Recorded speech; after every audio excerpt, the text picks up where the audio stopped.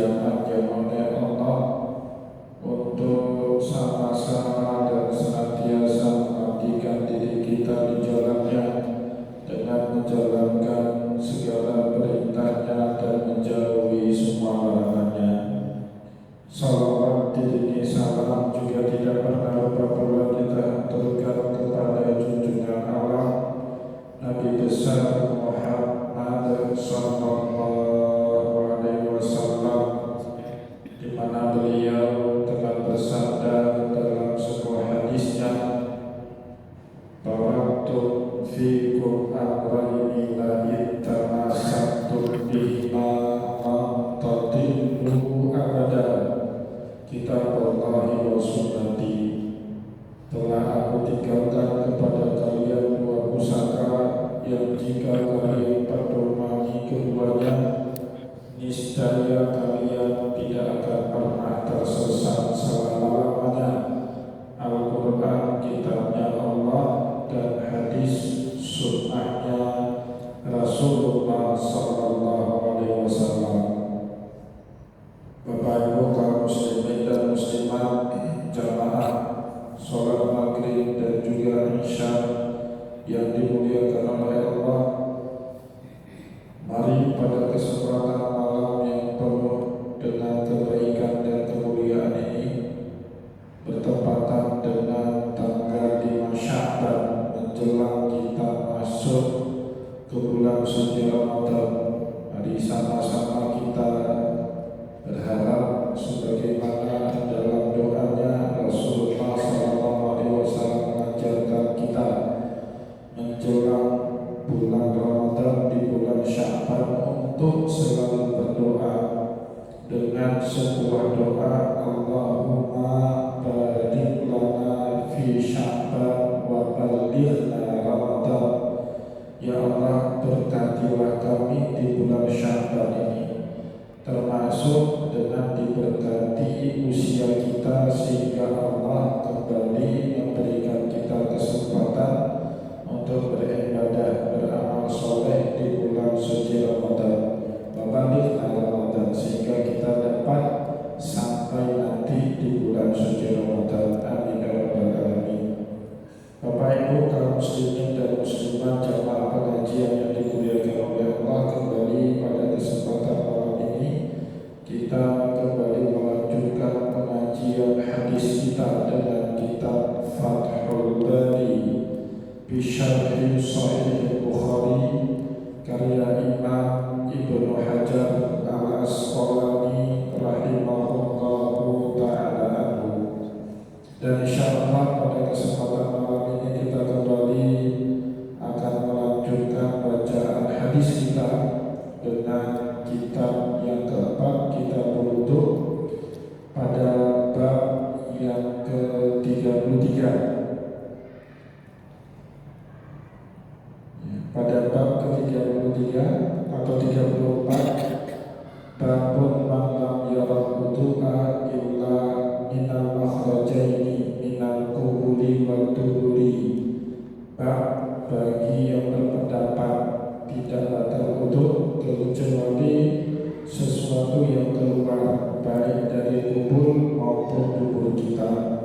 Bapak Ibu kaum muslimin dan muslimat, jamaah pengajian yang dimuliakan oleh Allah, insyaallah pada kesempatan malam ini kita kembali akan melanjutkan bacaan kita dengan hadis berikutnya, hadis nomor 177, di mana pada hadis nomor 177 ini Imam Bukhari meriwayatkan kepada kita sebuah riwayat dari Nabi. Haddatsana Abu Walidi qala haddatsana Ibnu Udainata an Zuhri an Abbad bin Tamim an ammihi an Nabi sallallahu alaihi wasallam qala. Dalam riwayat ini Imam Bukhari menyampaikan kepada kita bahwa Rasulullah sallallahu alaihi wasallam bersabda, la yansarif hatta yasma'a sautan aw yajidariha. Tidak boleh seseorang berpaling dan keluar dari sholatnya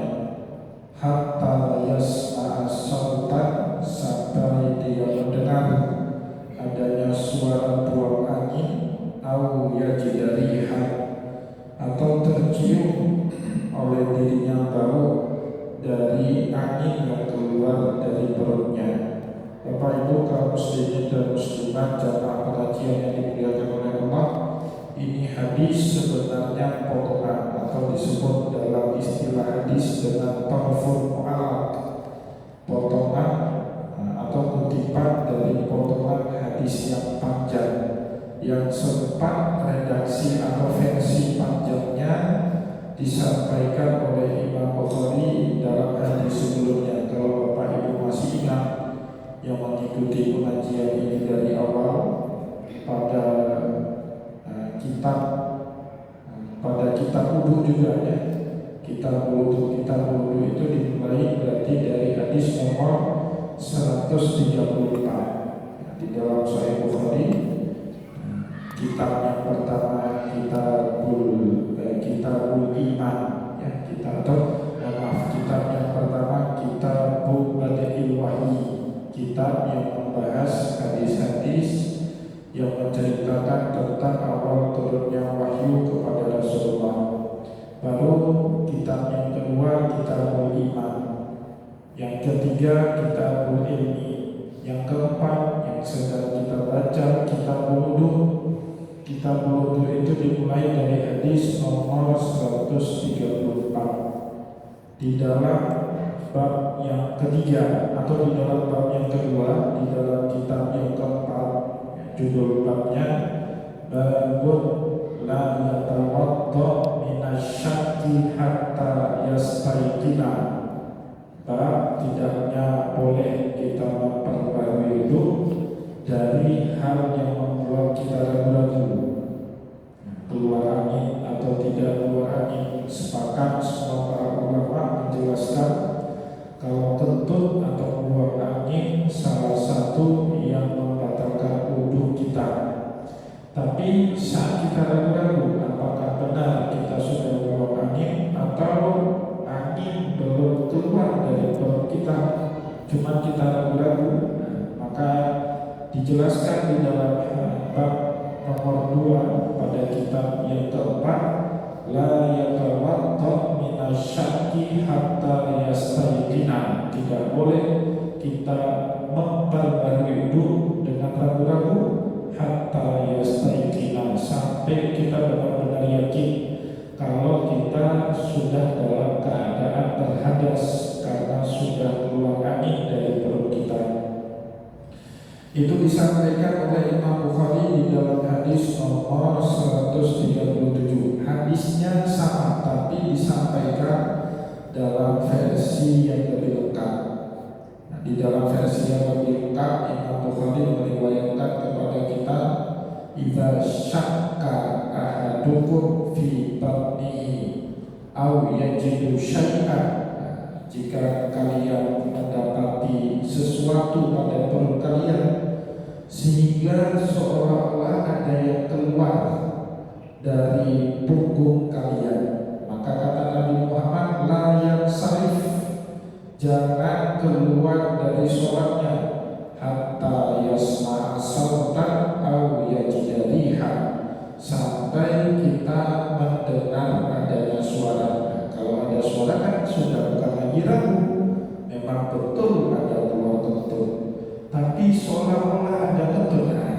Bapak Ibu tidak boleh batali sholat dengan seolah-olah ada kentut, atau tidak boleh memperbarui wudu dengan kayaknya keluar angin dari perut kita. Itu argumentasi yang tidak diterima di dalam agama. Jadi yang bisa membatalkan keraguan kita dalam kasus contoh tadi apa? Dua.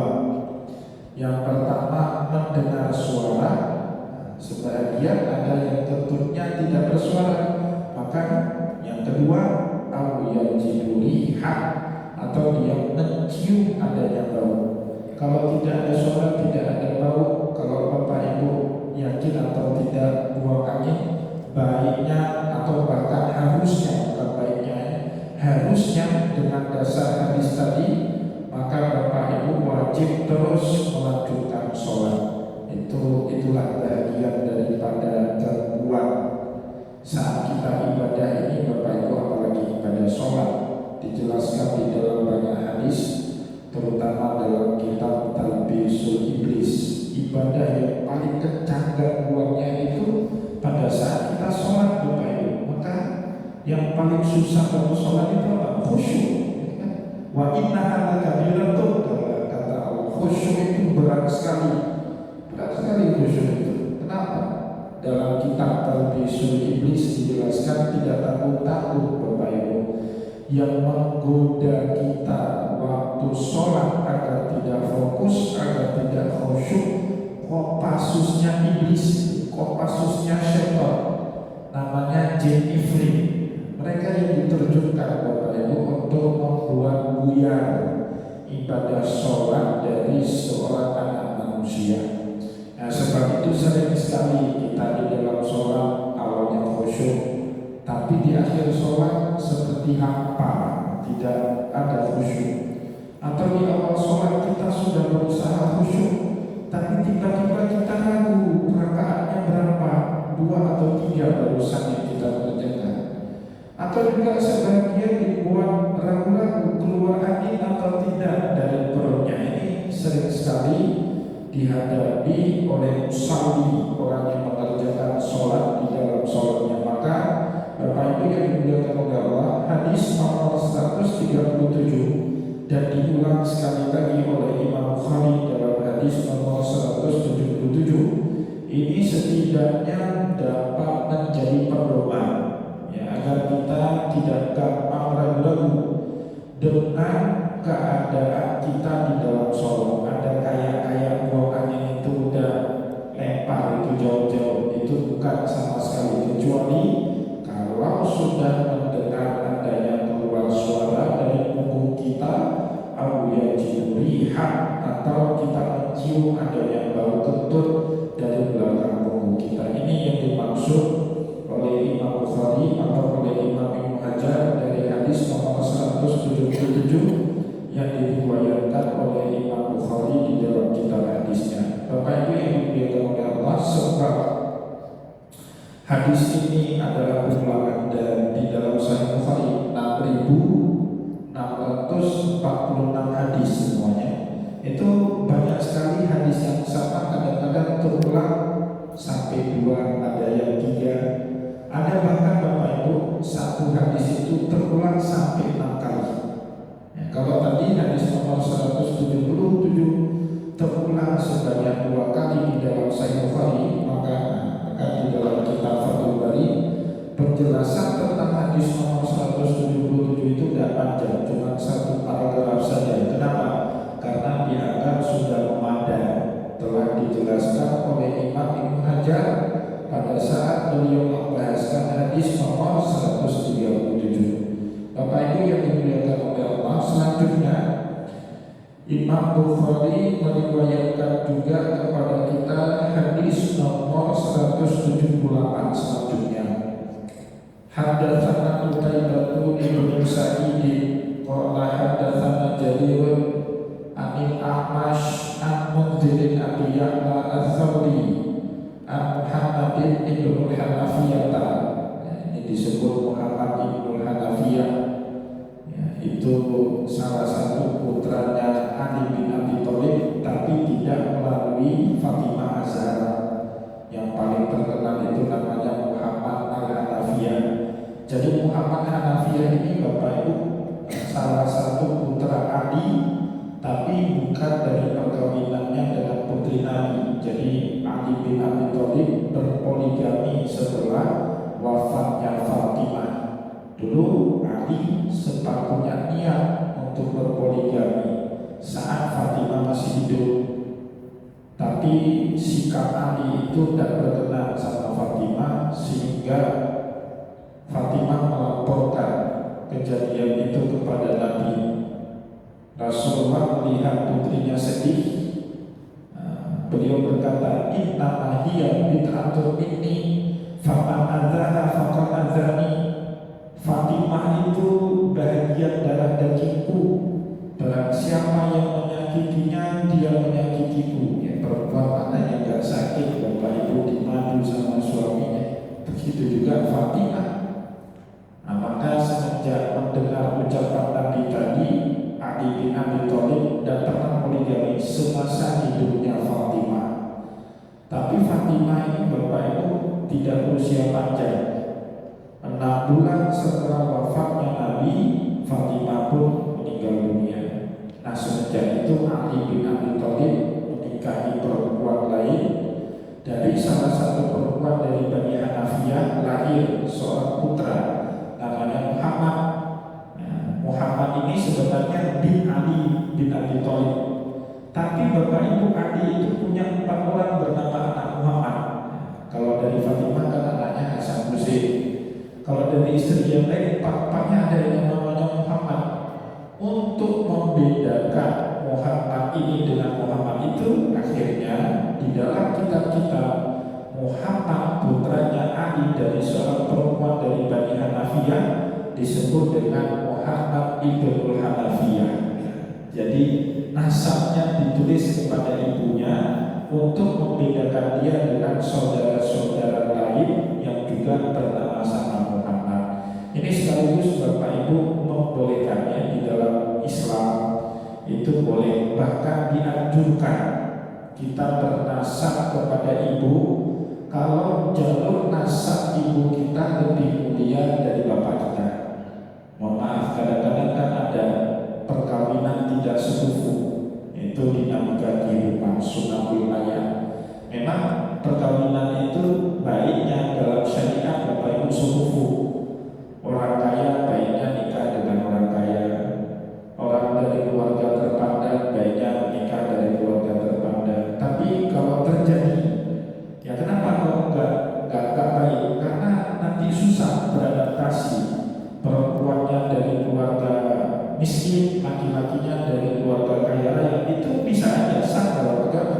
Tapi susah betul beradaptasi keluarga dari miskin ini harus beradaptasi dengan keluarga suaminya yang dari kaya raya. Maka ada istilah kufu'ah, sepupu.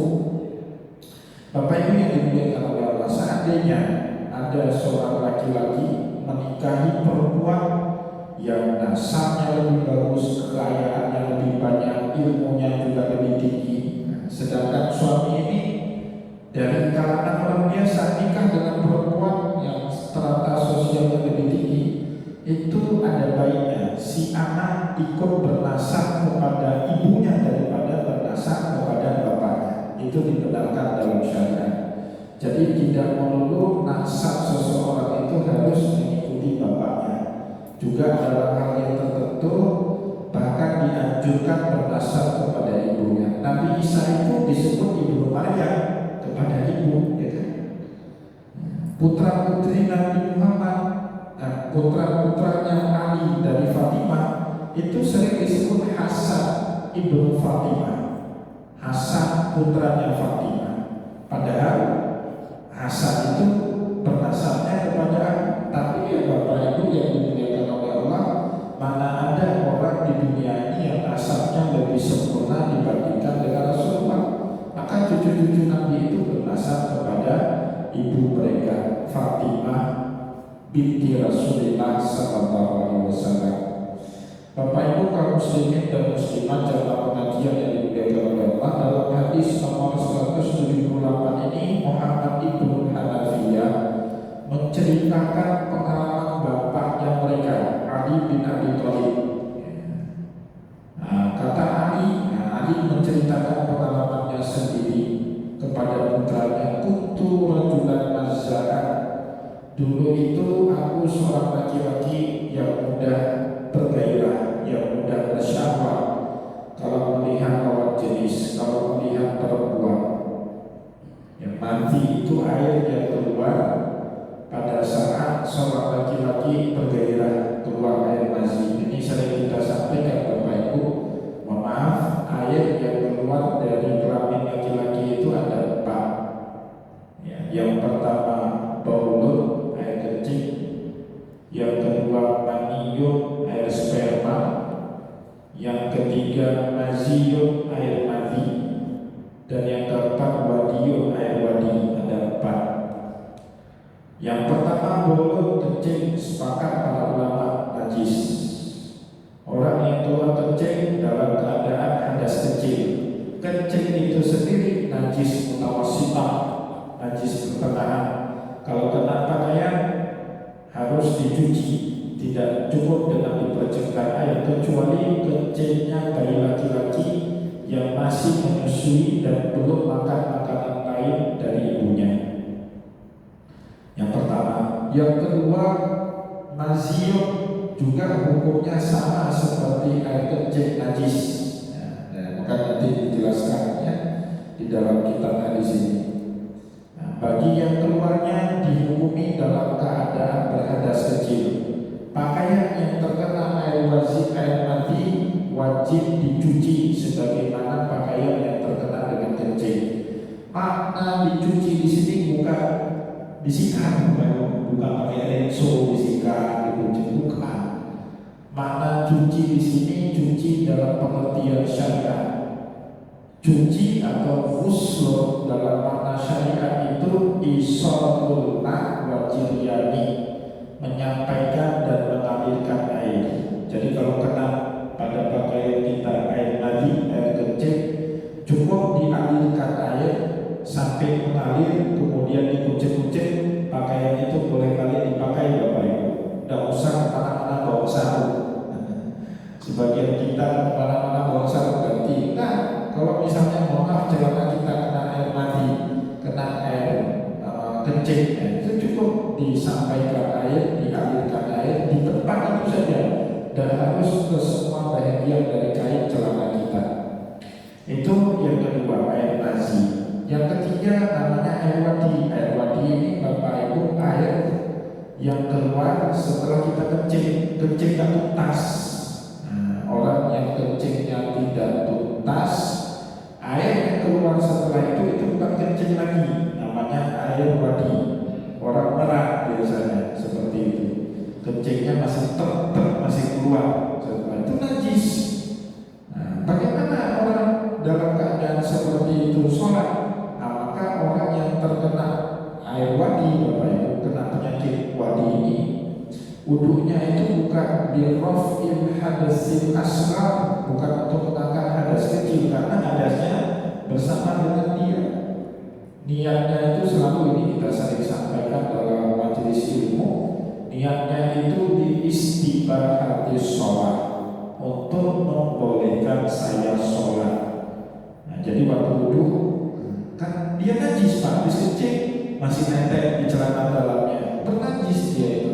Maka wudunya itu bukan untuk mengangkat hadas, tapi nama itu wudu'an li istibahati sholat. Sengaja saya wudu untuk membolehkan saya sholat lillahi ta'ala, semata-mata karena Allah. Jadi bedanya apa? Wudunya orang yang terkena wadi itu sekali untuk satu sholat, gak boleh berkali-kali. Kalau kita orang normal Bapak Ibu, wudu sholat maghrib tadi boleh dipakai lagi untuk sholat isya. Tapi orang yang terkena wadi, begitu selesai sholat maghrib untuk sholat isya, terlebih walaupun gak kentut, gak buang lagi. Kenapa? Karena najis sudah bersama dengan dia. Tadi juga di lapangan badminton ada satu jamaah yang Ustaz, itu orang tua saya waktu pertama tidak mau sholat karena ada kateter, terpasang kateter itu kan najis ya, kencing, atau ada pembalut, ada kotoran di celananya itu, gimana itu? Wajib sholat, bahwa sholat itu tidak pernah boleh gugur, tapi najis bersama dengan dia. Maka tetap wudunya itu bukan birraf'il hadis, bukan untuk mengangkat hadas, tetapi niat wudunya itu hanya membolehkan dia untuk mengerjakan ibadah sholat. Oh gitu iya, tapi yang lalu ya sudah qadha aja, kalau nggak tahu ya sudah qadha aja. Nah setelah sholat seperti itu Bapak Ibu, nanti waktu kita udah sehat kan sudah nggak ada lagi kateter itu, sudah lepas pembalut dari punggungnya itu sudah dibongkar. Nah kalau mau sempurna sholat, maka ulang balik i'adah lillahi ta'ala untuk kesempurnaan. Nah jadi habis sholat maghrib sekali lagi itu niatnya i'adah. I'adah itu tak wajib ya. sunnah. Kalau mau demi kesempurnaan silakan lakukan i'adah. Jadi i'adah itu dianjurkan pada saat sholat kita pertama lalu itu dirasa kurang sempurna dalam pelaksanaannya. Tadi sholat pertama kayaknya bernajis, maka sudah sholat boleh kita i'adah untuk sudah sehat. Bapak Ibu sholat pertama ke masjid, orang tidak ada lagi, ya sudah kita sholat sendiri. Setelah kita sholat, tiba-tiba datang dua orang yang juga mau sholat maghrib. Kita itu sunnah i'adah Bapak Ibu untuk dapat pahala berjamaah. Jadi, tapi kalau saya nggak i'adah, tidak apa-apa juga, sudah sah sholat tadinya. I'adah itu bentuk kesempurnaan bagi yang mau sempurna sholatnya. Bapak Ibu kaum muslimin dan muslimat yang dimuliakan oleh Allah, itu tiga tadi ya. Hukumnya sama, najis, mutawasita, cukup dengan wudu untuk mengangkat hadasnya. Air kencing, air mani, air wadi. Yang keempat air mani. Bedanya Bapak Ibu, air mani ini suci, nggak najis. Jadi air mani yang terkena pakaian itu tidak najis. Kalau air mani najis, ini semua najis, Pak, najis semua. Termasuk saya, Bapak najis semua. Produk air mani ini kita ini ya. Air mani itu Bapak Ibu kalau bilang suci, tapi dari tadi tidak menyucikan. Jangan pakai wudu pula, air mani pakai wudu. Tidak suci, tapi tidak menyucikan.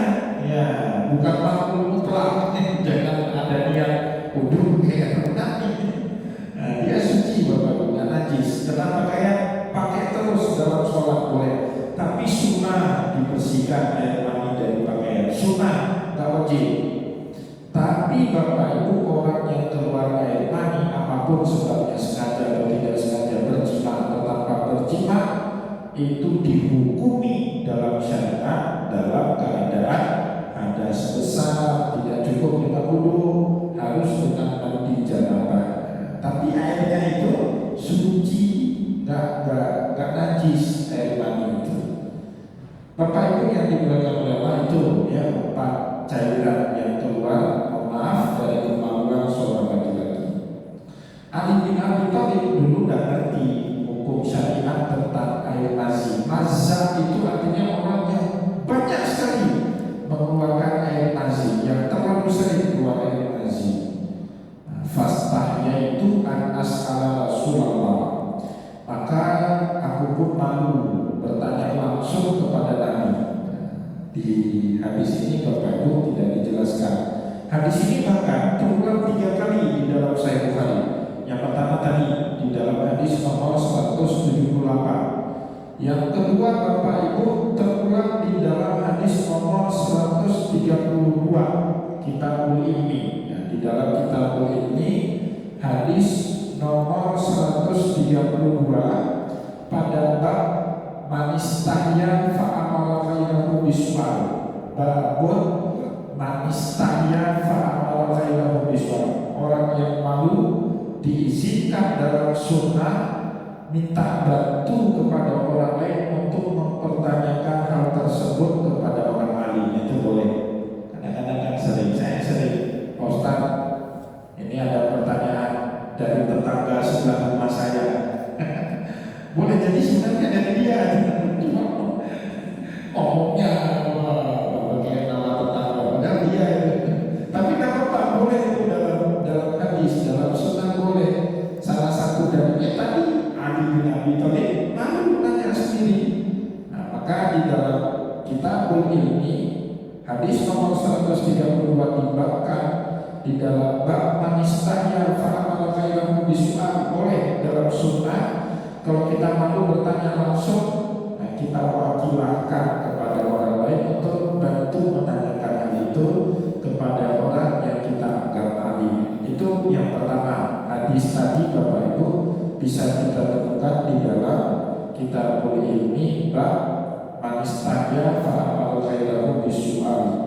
Yang kedua, hadis ini terulang di dalam hadis nomor 269 ya, di dalam bab ghuslul madi, ya, bab ghuslul madi wa wudu'u minhu, bab wajibnya air mazi itu dicuci kalau kena pakaian. Dan orang yang keluar air mani wajib mengulang kembali air wudhunya. Nah, wudhunya batal. Ya, tapi berhadas kecil cukup dengan mengulang wudhunya kembali. Bapak Ibu yang dimuliakan oleh Allah, barokahnya kita, barokahnya Ali bin Abi Thalib keluar air mani, untuk kita apa keberkahannya? Kita dapat ilmu, oh ternyata air mani hukumnya seperti ini, seperti itu. Fastahya itu kan asal Rasulullah. Aku pun malu bertanya kepada Nabi. Nah, bedanya Bapak Ibu di dalam hadis nomor 178 riwayatnya berhenti di situ. Tetapi kalau kita buka di dalam hadis 269 ada tambahan penjelasan di situ ya. Kata Ali bin Abi Thalib sendiri, fastahya itu kan asal Rasulullah 5 kali ibnatihi. Aku malu bertanya kepada Nabi karena putrinya Nabi itu adalah istriku. Nah, berarti karena status bapak mertua. Kalau Nabi bukan bapak mertuanya Ali, pasti Ali bin Abi Thalib tanya langsung. Kan seorang menantu dengan bapak mertua itu nanya gitu-gituan tabu bapaknya. Tabu betul itu. Bahkan di masyarakat kita Aceh kalau ada menantu pergi lewat jalan ini, bapak mertuanya mikir ke sana. Maka di dalam riwayat Sahih Bukhari hadis nomor 26 itu disebut 5 kali ibnati. Fastahya itu asal Rasulullah 5 kali ibnati. Aku malu bertanya langsung kepada Nabi karena putrinya Nabi itu istri saya. Gimana caranya menanya itu? Nah, suatu perkara yang tabu ya.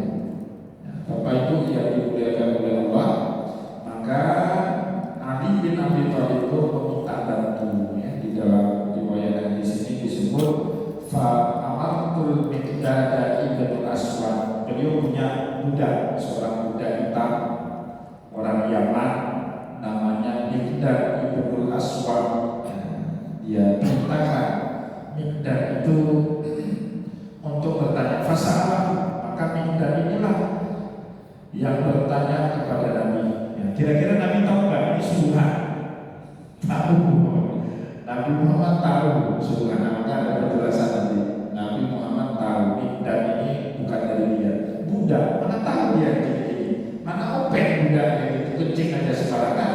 Masa tanya tentang air mani tahu ini perintah Ali. Tapi nggak digaruk ya udah. Kalau nggak tahu kita garukkan dibiarkan. Nabi pun paham ini tabu ditanya langsung kepada Rasulullah SAW. Qala fihi wudu. Maka Rasulullah SAW pun menjawab, nah, bagi yang keluar air mani pertama batal wudunya, wajib dia kembali memperbaharui wudu yang pertama. Yang kedua fihi usul, bagi dia yang terkena pakaian wajib dia membasuh pakaiannya ya, karena tadi air mani itu masuk ke dalam kategori najis tawasita ya, najis ketiga ada mukhafafah. Kalau mukhafafah itu cukup pergi air aja, cukup itu satu aja, kencing bayi laki-laki. Kalau perempuan enggak, kencing bayi laki-laki yang masih menyusui sama ibunya. Itu kalau dia kencing kena pakaian kita cukup dengan percikan air saja, tidak usah dicuci. Kedua tawasita, selain daripada itu tawasita semua, dan yang terakhir mukhaladah. Mukhaladah itu yang tak cukup dengan cuci tapi harus disamak. Ya, 7 cucian indahuna itu salah satunya itu harus dicampur dengan tangan. Dalam mazhab Syafi'i baiknya cucian yang pertama dicuci dengan tangan. Apa aja itu? Ya, tadi anjing kalau dalam mazhab Syafi'i. Kemudian juga babi. Ya, selain daripada itu tawasita